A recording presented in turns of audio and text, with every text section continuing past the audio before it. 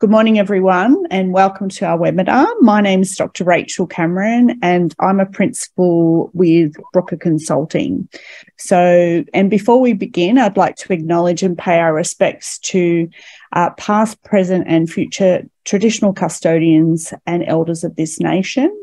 I'm located here on the lands of the Wurundjeri people, and with the continuation of cultural, spiritual and educational practices of Aboriginal and Torres Strait Islander peoples. I'm very excited to welcome you to our virtual auditorium today. The Lawson HR Group comprises executive search and recruitment companies, and I'm part of Brooker Consulting, the team joined by our managing directors and colleagues from Johnson Recruitment and Lawson Delaney. We are sharing more about them in the chat, so you can have a look in the chat there.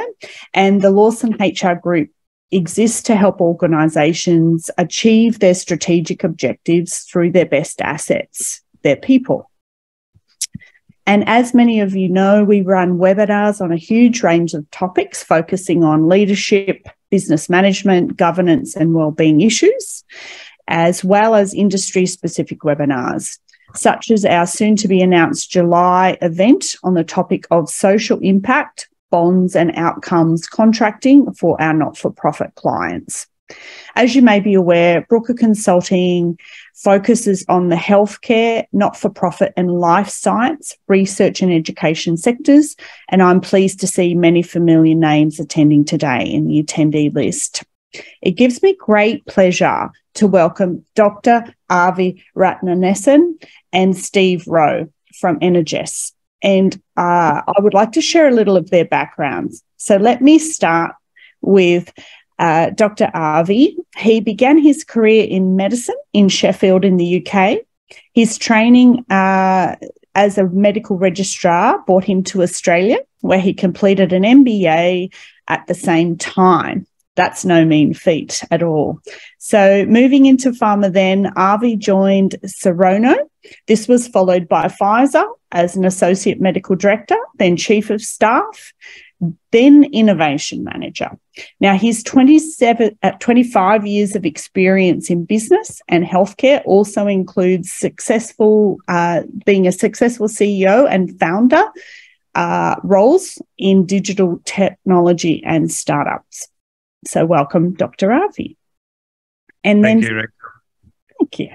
And then Steve, welcome, holds a BA Honours in Psychology and a postgraduate diploma in people management. He began in HR in a range of UK blue chip firms before he overlapped with Dr. Avi while he was Senior Director of HR Asia Pacific at Pfizer, followed by subsequent senior HR roles at IAG and Lang O'Rourke. Together, they hold more than 45 years of business experience. Yeah, that sounds terrible. Most of them are mine, I think. No, carry on. Thank you, Steve and Dr. Avi. As we kick off, feel free to type in the chat where you are joining us from. And please use the chat function throughout the event and the Q&A function for any questions that you may have. And we will address these towards the end of the webinar. So welcome all. Excellent. So Rachel, shall I start sharing the screen here? Okay.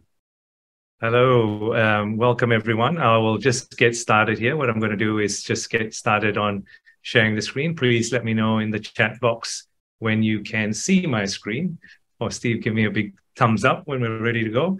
Excellent. Well, great everyone to be here. I'm Avi Ratnanesan, as we mentioned. I also want to pay my respects to elders past and present for the land in which we stand. And obviously the title of today's presentation is, and what you want to hear about obviously is winning people strategies in tough economic times. So how can strategic HR provide better solutions in the current economic climate? Now, we all know it's pretty challenging out there at the moment.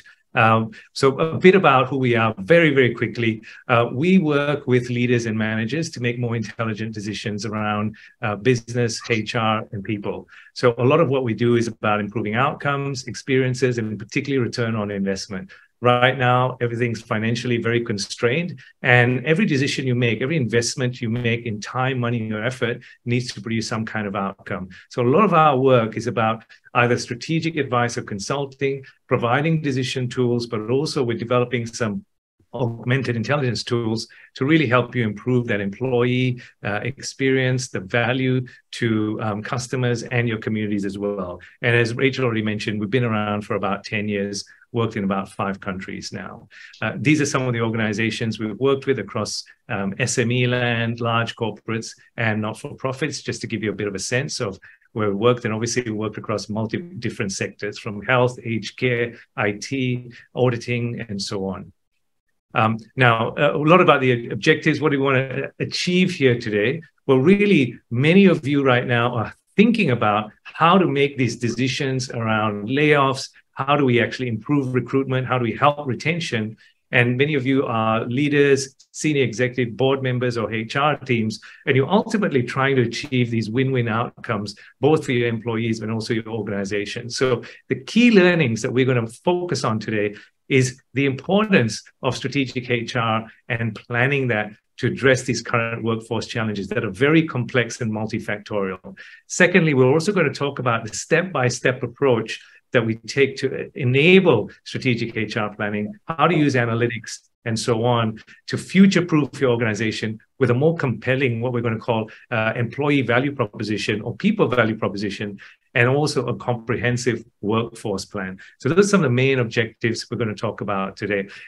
If you have questions, please feel free to tap them into the chat box. Steve is keeping an eye out for them. We will also have a poll as we go through this. But what I'm really, really excited about today also is that Steve and I are also launching a book. So this is our very first edition of a book called People Strategy and Workforce Optimization. And you are the beneficiaries of what we've put together over several years of research, condensed into a book that encompasses a lot of our knowledge, wisdom, and insight on how to do this very systematically as well. So today is our launch, which we're very excited about, and our first release of this book as well for leaders, managers, and HR teams. Now, where are we at the moment? Let's get straight into the facts and the stats of the situation at the moment. Many of you already know we're at one of the lowest unemployment rates for the last 48 to 50 years or so, right? We're about 3.5% unemployment, which is extremely low. So it's a very tight labor market, and most of you already know this.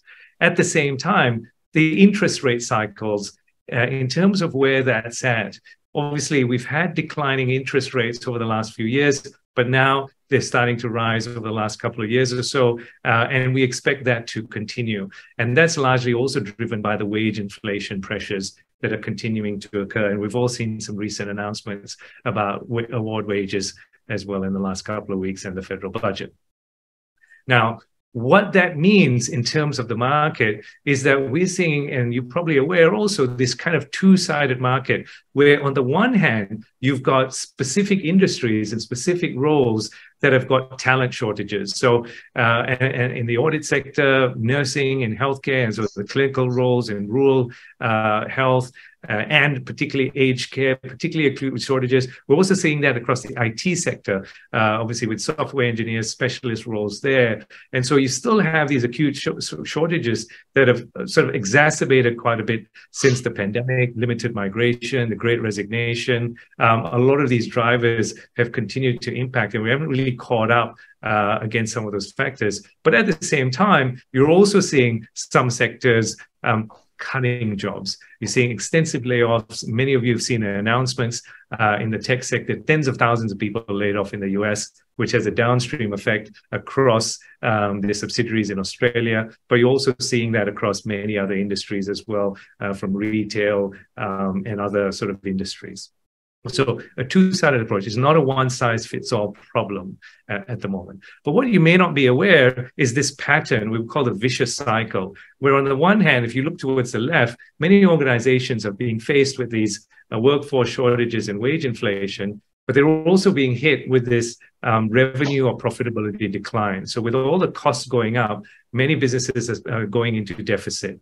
That then causes these recruitment challenges, or exacerbated by recruitment challenges. The people in the organizations are faced with these higher workloads. They're very stressed out. They get burnt out. They have a poor employee experience, and then more people leave, which then leads to a worsening of that cycle. So a whole bunch of organizations, if you know anyone in that situation, please chat, put yourself in or make a comment in the chat box.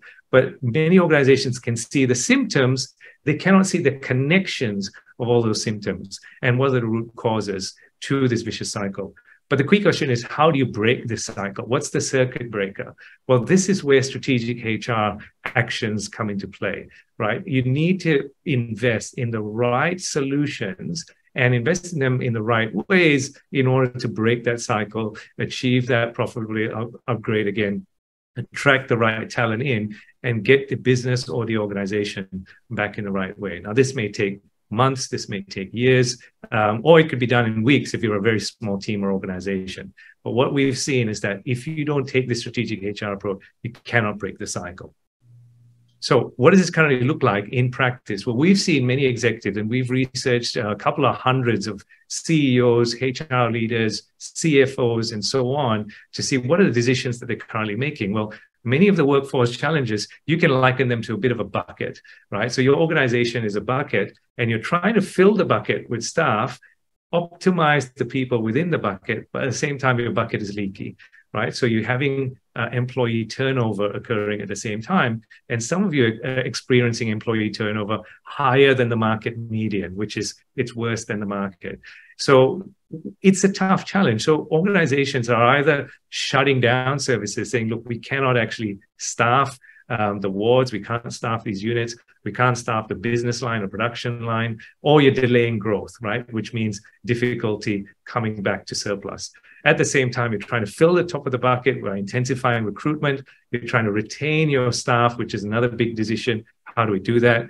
You're trying to optimize capacity. So for the people within the bucket, how do we do roster optimization or scheduling optimization or upskill the talent that we currently have to meet the demands that are changing out there in the marketplace? Or you're trying to automate. So you're introducing systems, you're automating processes, and that can be quite heavy in some instances where you're putting in big systems to improve things. So these are some of the major decisions that we're seeing out there. So as a result, what we're going to do right now is find out a little bit about what's your number one challenge right now. So let's make this a little bit interactive. Here are a set of options. I'm not going to read them out. Pick one that is your number one workforce challenge. Okay. I'm just going to give you a quick minute to vote, and let's see what the results come in as.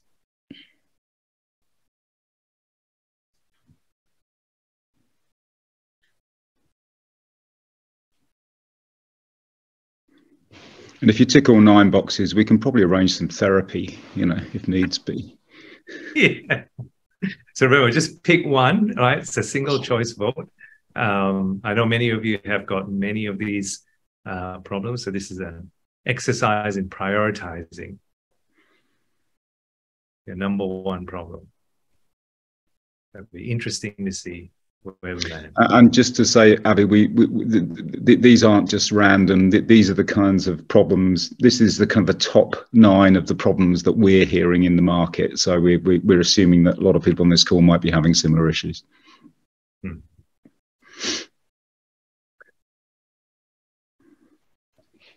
Just give it a few more seconds. If you can just quickly vote, guys. And we'll be closing that out. Somebody says he would like to be able to tick at least top 3, yeah, we're forcing you because of time just to pick one, but yes, I know what you mean. Yeah. So the results will be coming out in a minute, and as soon as they pop, so let's see where we've ended up. Okay, so in terms of the, and I'm just going to scroll through the different options here because there are 9 options. I think the one with the most or the highest percentage of votes is we can't attract the talent that we need. So about 25% talk about talent attraction or recruitment. And we're going to talk about solutions for that at the moment.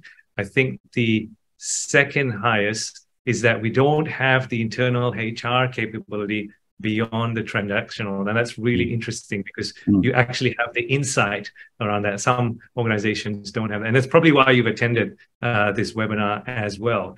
And then the third highest is we don't have the leadership capability at all levels. And that's also pertinent. And we're going to touch on that a little bit today as well.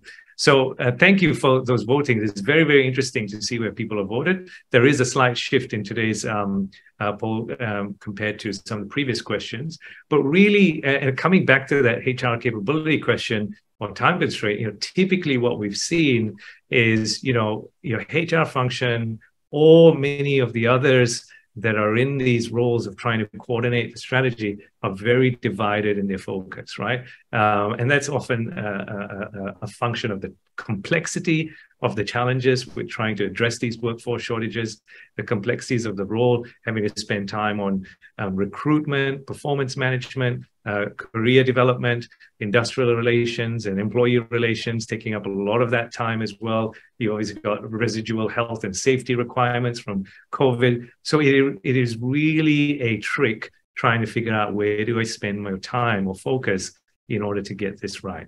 The good thing is that we've developed a methodology over this time to try and help organizations through this process in a step-by-step method. And that's really what we're going to talk about.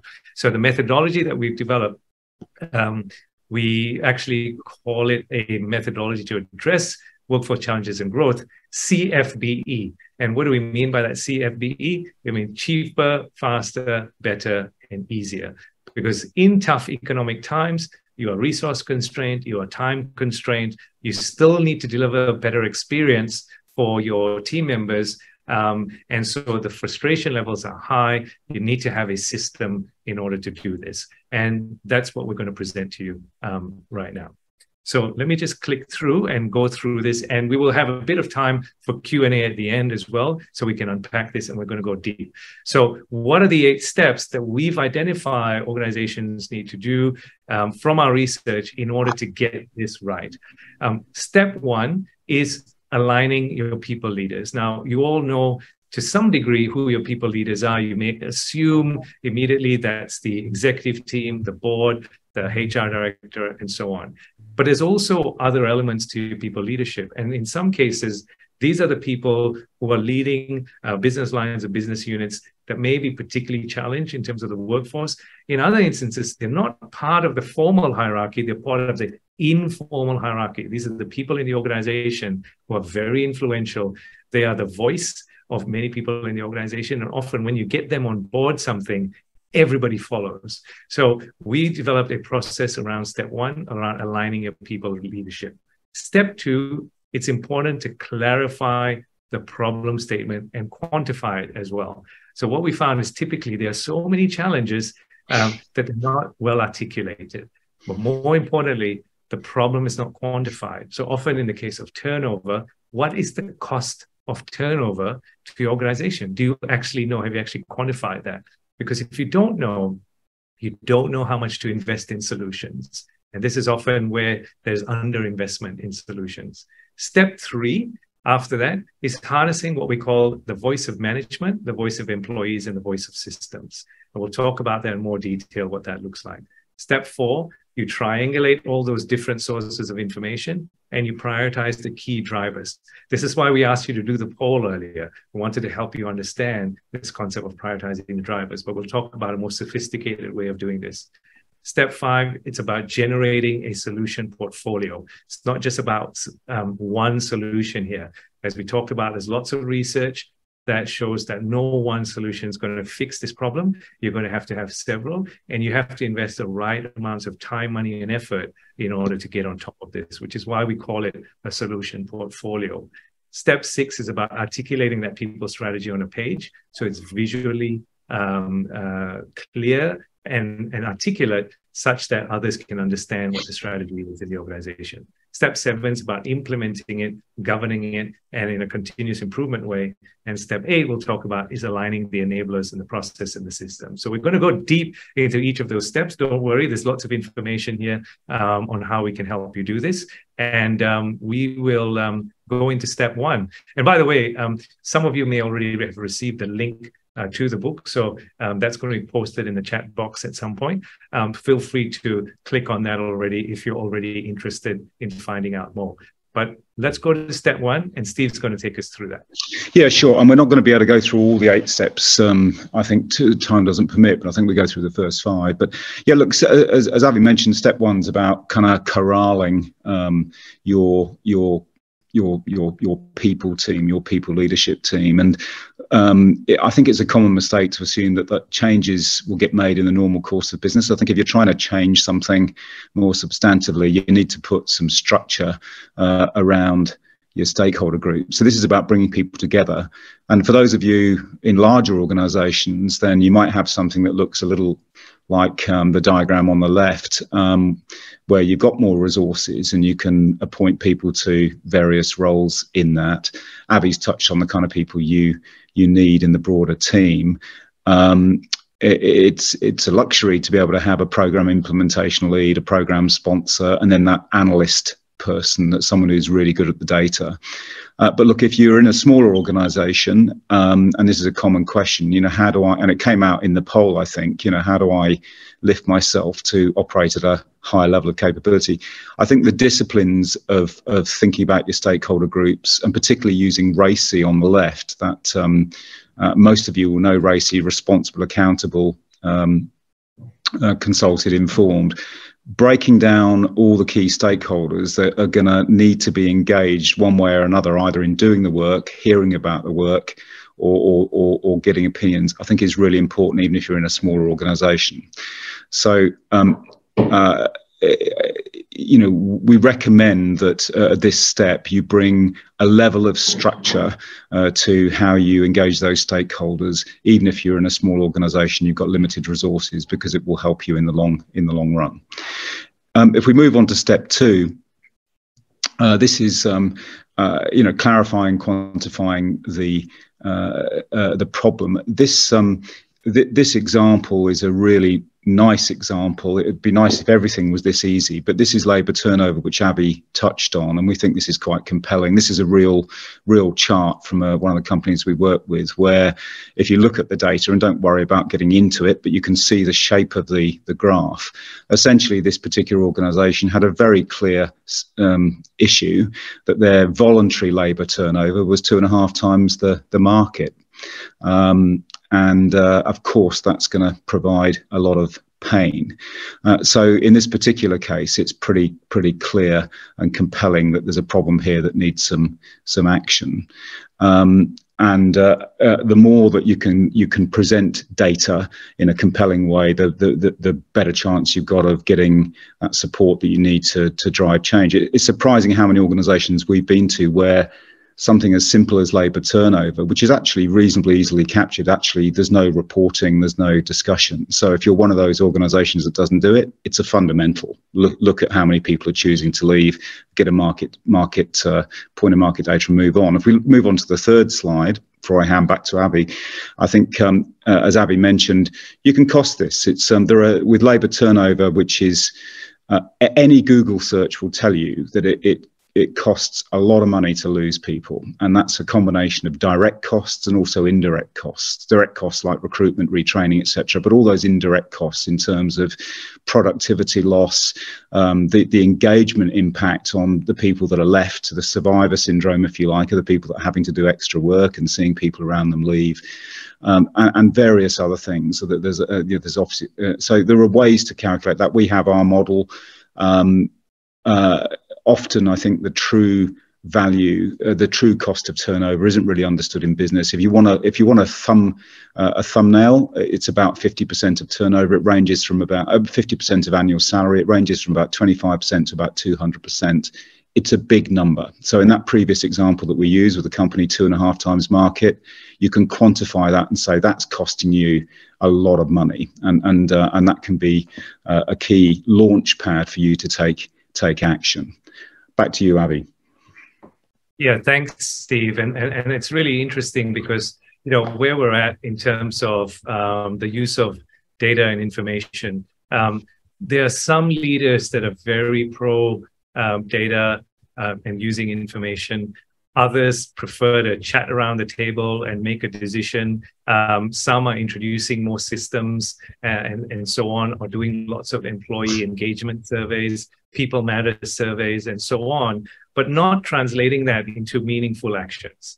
And really, that's where things fall down. And sometimes it's just criticism on we don't have the right data, we don't have enough data, we don't have accurate information. So the way to get around this is by triangulating those 3 different sources. So we've categorized it as the voice of management, which could be workshops, interviews, meeting rooms, and surveys. The voice of employees, which is your current employee experience surveys, employee engagement surveys, your pulse surveys, even exit interviews. We've been amazed at some organizations that do the exit interviews, but haven't actually analyzed them, haven't actually taken that information and use those insights to change how processes occur in the employee journey. And then obviously there's also data from your HR information system, whether that's your SAP system and so on and so forth, your HR audit reports, some of you have them, or the board reports. You know, none of that has been triangulated, often because, you know, you don't have the time or so on. But then that is a huge waste, because right now with the current economic conditions and how tight the labor market is, this is an area you have to put effort in. You have to pull those sources together to work out what is the right solutions to be putting in place and invest accordingly. Because triangulating these helps you get the insights on the biggest problem drivers, as we call it. Here's one of the tools you can use to help triangulate what we call the voice of management. Some of you have seen these fishbone diagrams or Ishikawa diagrams to do root cause analysis. This is some of the work that we've done with some of our clients, where we pull together some of those different root causes, whether you have problems in your recruitment process or issues with your systems, or you don't have a clear employee value proposition. It's important to take those causes, map those causes, identify the root causes. Because when you can address the root causes, you can actually develop solutions that are far more effective and far more low cost. And they can be quick wins as well. So you can get those quicker actions from doing exercises such as these as well. Following on from that, it's important to prioritize those root causes. So you can see here, firstly, you need some kind of prioritization matrix. The one we're showing on the left is called the Eisenhower matrix. This is prioritization by urgency and importance. And you can see a real example here where we did that with one organization. There was so much that was urgent and important that you couldn't even practically implement that. So we had to do a first pass prioritization and then a second pass in order to get to a practical level of actions that the management team or the HR team can actually execute upon. So unless you're doing something like this, you're probably using a bit of a scattergun approach to try and address the problem, which often we find does not work and can take months or years and lots and lots of time and investment, and increasing frustration for management as well, because they don't get to see the results and then they leave.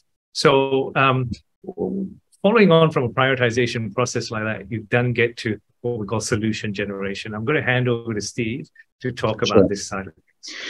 Yeah, and look, I'm conscious that in the poll, I think somebody said, "Oh, look, all of these or a lot of these are an issue," and I'd like to, I'd like to be able to number them, and so, and we understand that, HR, people and culture is.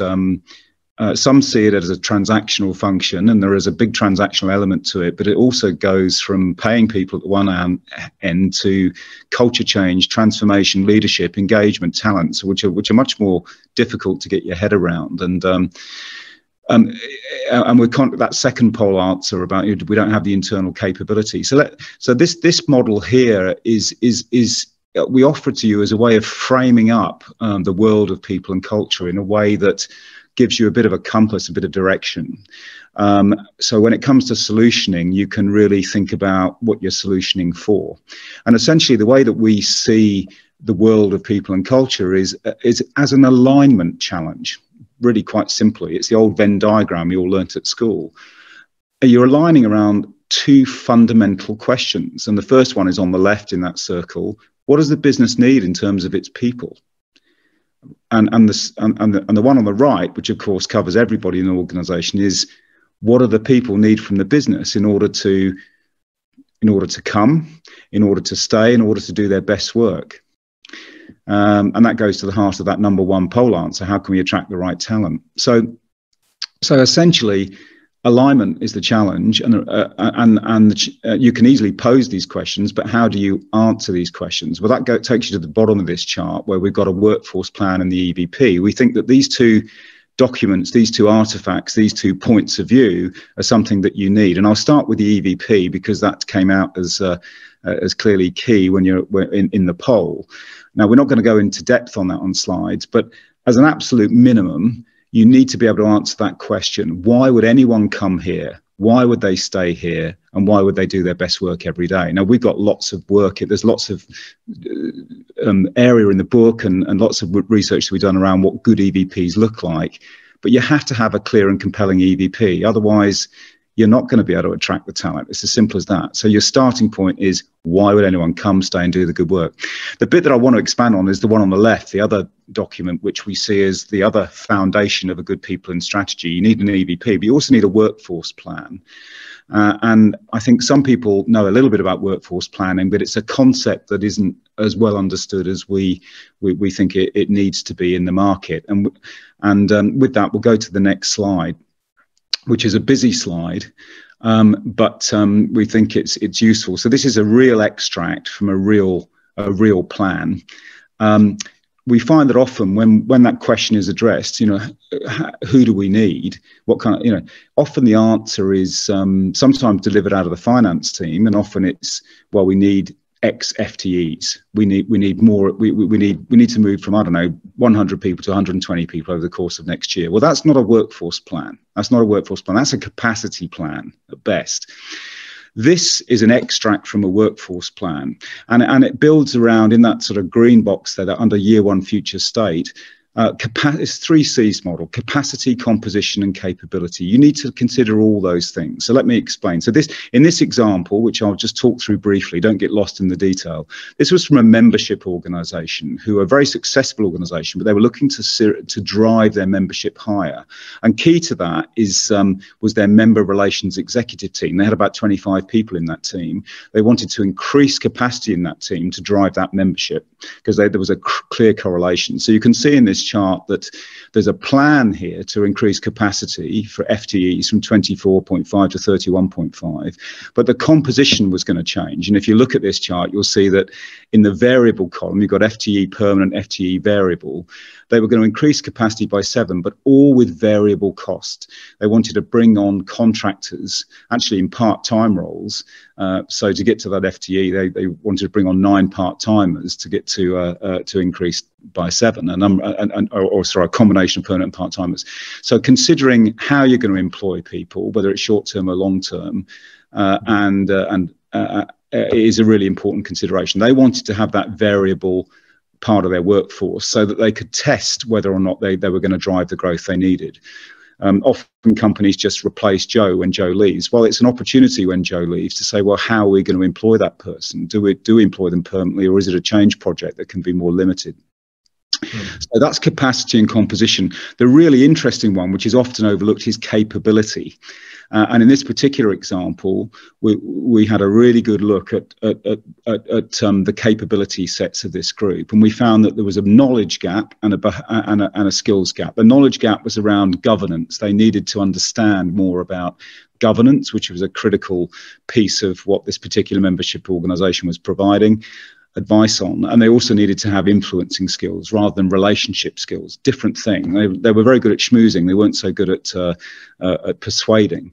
So we really had a focus there on those 2 capability changes, and that was the 3rd C, the capability. So if you look at the bottom of the chart, this is where the plan really becomes an action plan to drive the agenda. And you'll see that there are 6 categories there where there were a series of actions. So recruitment, I've already touched on that. They went to the market to recruit people, but recruit different people on short-term contracts, some who are part-timers. Over the long term, some of them were converted.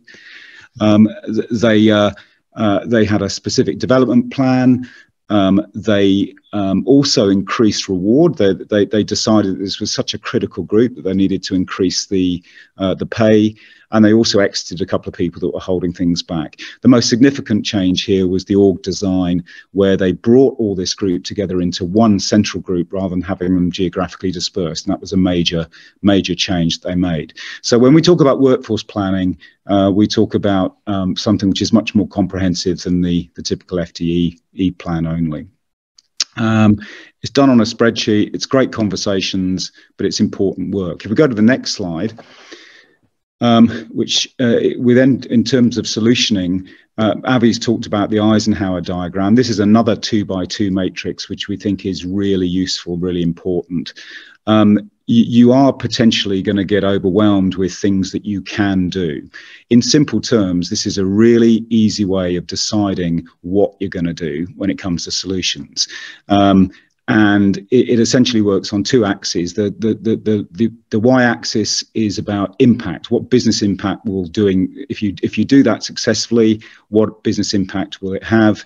And the x-axis is the ease of implementation, whether that's dollars, whether it's cost, whether it's complexity. And again, this is a real example of an HR strategy which was brainstormed and then set on the chart. And you can see that there are some things in that top left box which in this organization, the view was that they could actually do that reasonably easily, and it would have a significant impact. So I think there is a way through the smoke and the confusion and the overload. Just simply apply a prioritization matrix of this type in order to really kind of put some structure around the multitude of options that you've got in front of you. Avi, back to you. Thank you, Steve. I think it's really interesting when you look at where we are right now, and many organizations trying to find particularly those quick wins. What can we do quickly to achieve the results that we're looking for in terms of talent hiring and so on? There's some stats out there. I think the Tech Council of Australia said we need 1 million people in tech jobs by 2025, and we're going to be 260,000 short. In healthcare, we're going to be short of something like 130,000 nurses by 2030, and something similar around the medical clinical workforce as well. So there really is a lot of challenges out there. And we're going to take this example here of one health and aged care entity that we work with. Again, another example. We want to give you lots of examples and case studies here so you can think about how they've applied it. But in this particular example, we work with the CEO and the exec there. I'm going to call them Heimdall Health. And we talk about this a bit more in the book as well. But this CEO was, again, in a rural health setting where resources are scarce, getting talent is difficult, but they also weren't quite sure why turnover was occurring, where it was occurring, and why was it occurring so frequently. And so we did some work with them to basically get some of that data around the staff demographics and exactly which cohorts that turnover was occurring. At the same time, in parallel, they were also going through a HR audit with a third party, which raised some compliance issues, some SOPs, policies, and procedures that needed attending to. But they also were resource constrained, so they didn't have the time, the capability, or the capacity to manage all these risks, deal with all these strategic issues and the tactics. So we started working with them and helped them understand, go through that 8-step process and work out, well, where is that cost of turnover? What is that cost of turnover? Which they found to be a minimum of $40,000 every time a member of staff left, just in terms of the recruitment costs, agency fees, internal hiring costs, and so on. It was a significant amount. And they also identified that actually when you actually dig down into some of that data, a lot of their workforce had actually shifted over the last 2 years from a lot of permanents now shifting to become casuals and part-timers, and they weren't actually communicating or connecting with part-timers or casuals in the same way that they were used to communicate with their permanent staff. So one of the things that started to change, and particularly in prioritizing what those quick wins were, was to rebuild that connection and communication with the significant amount of the workforce that are now shifted to part-timers and casuals. How did they do that? Very simply. Because they got and did this root cause analysis and got so specific, they actually started investing in some social bonding events, recognition events, more leader rounding, and connecting one-on-one with some of those members of staff, and even just having walkarounds and coffees with some of those people in their staff. And interestingly, things started to change, and the turnover actually reduced down to 0% in a 6 Abby, just a quick interjection. Gilbert has asked in the Q&A, and please everyone do put your Q&As in, if boards are increasingly adding reduced turnover by X% as a CEO's KPI. So I might just, I haven't seen it appear so much in CEOs' KPIs, but I have seen boards increasingly over the last 5 years asking to see turnover data as part of that monthly board report. So I think they're certainly getting more cued into it. How about you? Yeah, I think that's a great question. And I think the sophistication, or I'm going to say maturity, because one of the things that we always do is elevate the maturity of management as they go through this process. You may have organizations with a low level maturity, so not even collecting the data on that. Secondly, collecting the data, but not understanding or not benchmarking it against the market median, for example, for those roles. And then thirdly, if they've got those benchmarks, what are the interventions they're actually doing to address them? Is it part of KPIs? You can make them part of KPIs, but you've got to take the organization through the maturity stages. There's nothing worse than having KPIs, but then not being empowered to take action on them as well. So there are some KPIs, and we can talk about this in a little bit. But here's some of the evidence of the case study that we did with this particular organization. We took them through the 8-step process, and they rated that 10 out of 10. So they found that the management and employees are far more engaged going through a systematic approach than a scattergun approach. And when they were using the data from harnessing those triangulation, they found 30% new insights that shifted the strategies that they already had in place. So remember how we talked about that solution portfolio? About 30% of that shifted. And by following a systematic process, they found they achieved about a 90% efficiency of their planning process, which is a huge amount of time in terms of managers. Managers who are already thin on the ground, and the time and effort involved.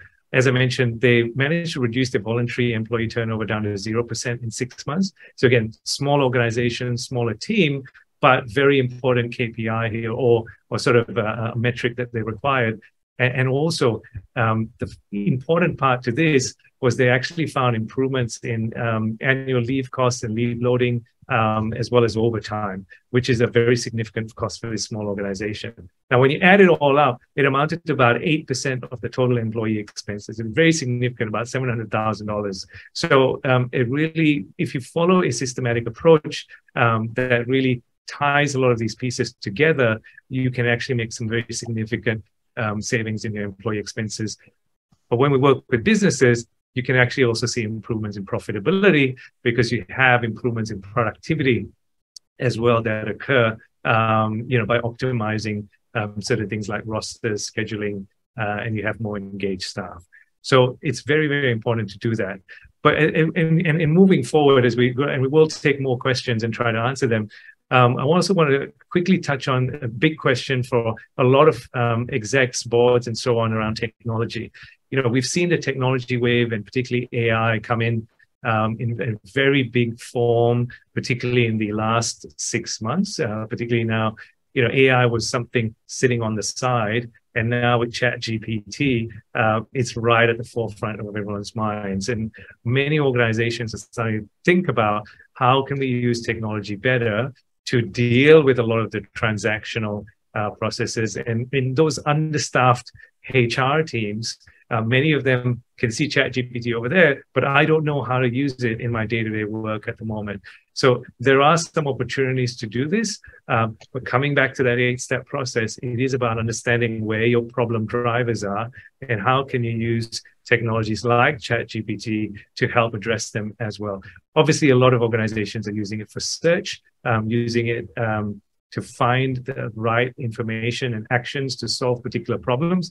But there are issues around that, issues around data security, issues around compliance and so on, and accuracy. So these are things to work through as the technology gets better. But I do want to touch on the importance of using technology in the right ways to solve your biggest problem drivers.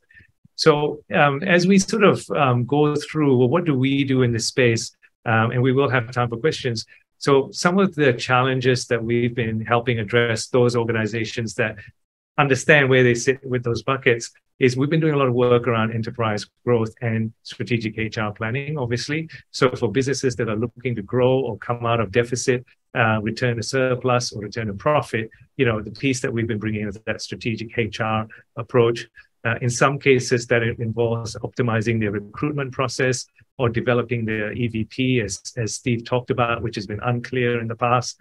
In some areas, it's been around, strategically tackling the employee experience, not just doing the surveys, but analyzing that alongside the exit interviews and actually generating clear actions against that, as well as integrating the well-being piece.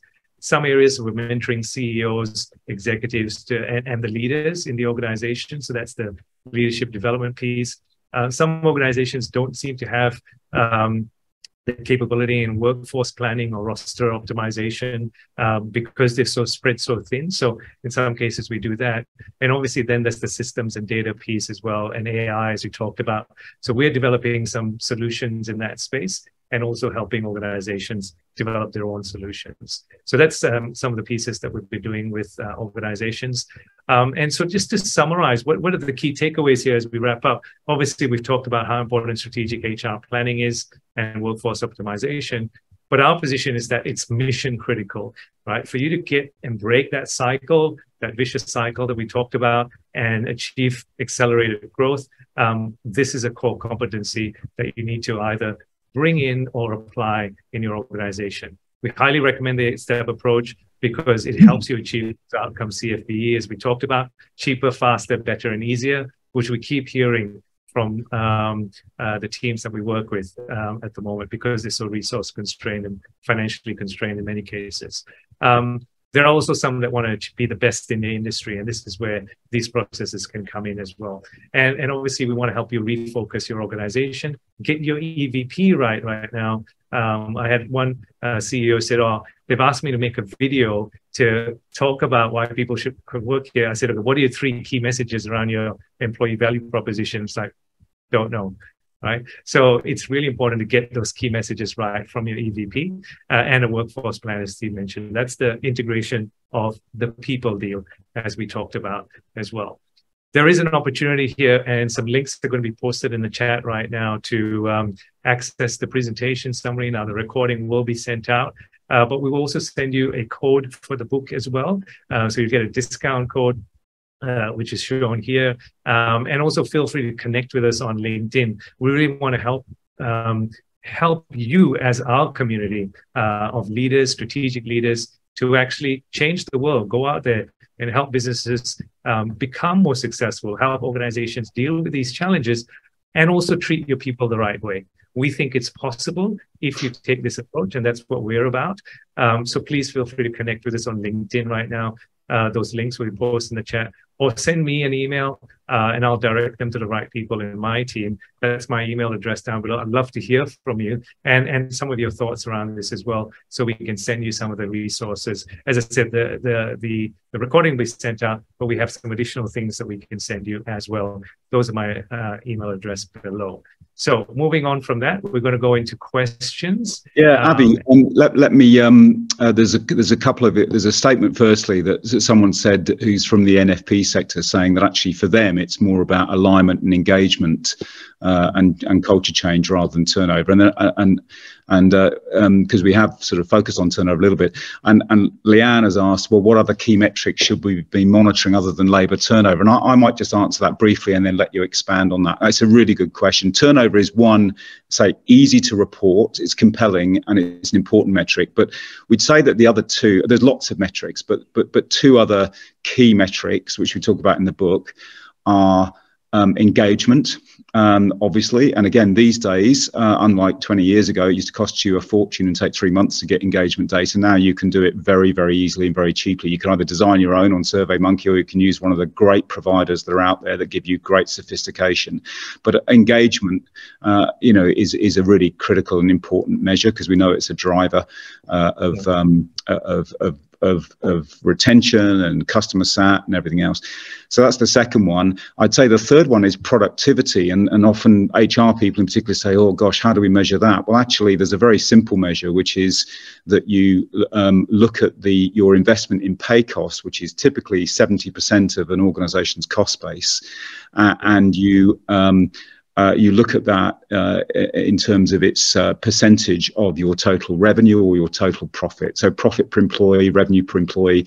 It's not hard, and certainly that can be a very macro, a very high level measure of productivity. There are a sea of other measures as well, and probably the ones that are most interesting, Abby, around talent.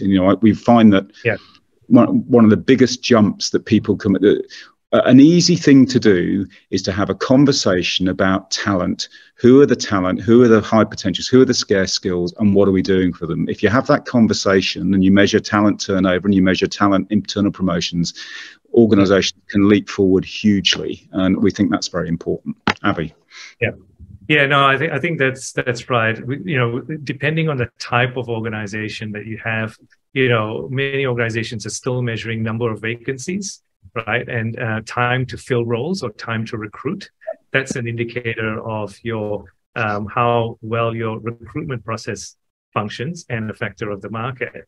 In addition, for those organizations that are predominantly working on shift-based procedures, so nursing, occasionally auditing, manufacturing, and so on, the number of unfilled shift hours is also another function of productivity. So in order to kind of fill those roles, we recommend going deeper into why they're occurring. It's that root cause analysis, and getting some deeper metrics on the data behind that will help you design the right solution to address those unfilled roles, high numbers of unfilled shifts, and so on and so forth. So it's about going deeper into the metrics there. That's important. But those are Abby, another key question here, a great question, is why, somebody asks here, why are organizations only paying attention to qualitative data rather than quantitative? And you talk about maturity, but are there any other reasons as to why you think that is? Well, it's I think we're seeing a bit of both across qualitative and quant, but it's the cohesion, bringing that together to make meaningful insights. That's the big gap, right? So, and we see a lot of data collection happening, a lot of surveys happening, a lot of reporting happening, but often the complaint that we get from senior managers or executives is, my team aren't using the data. They don't know how to talk about it. They don't know how to analyze it. They don't know how to draw insights from it. They often complain that it's just incomplete or imperfect. So in the book, we have what we call a data reporting guideline, and it gives you 6 steps on how to actually look at data, what the stakeholders want from it, what decisions need to be made from it, and how do you actually create actions from it. It's like a step-by-step process for any report that you produce to help educate managers on how to look at this stuff and decide on or make decisions from them, because that's a big gap from it as well. Abby, Ingmar has asked, do you have any guidance for situations where workforce strategy needs to be developed for functional areas which are unfamiliar to those developing the strategy, or where there is significant ambiguity about future needs, e.g. rapidly changing, growing companies, innovation-based companies?